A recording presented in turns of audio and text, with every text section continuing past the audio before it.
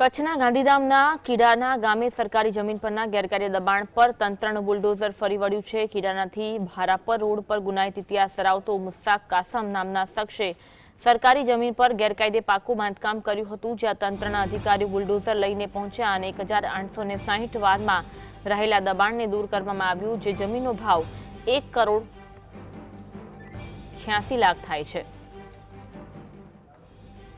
કીડાનાથી Bharapar road પરની બનાવ છે। સરકારી જમીનમાં 1,860 ચોરસ ફૂટ જેટલું ગેરકાયદેસર દબાણ દૂર કરવામાં આવ્યું હતું।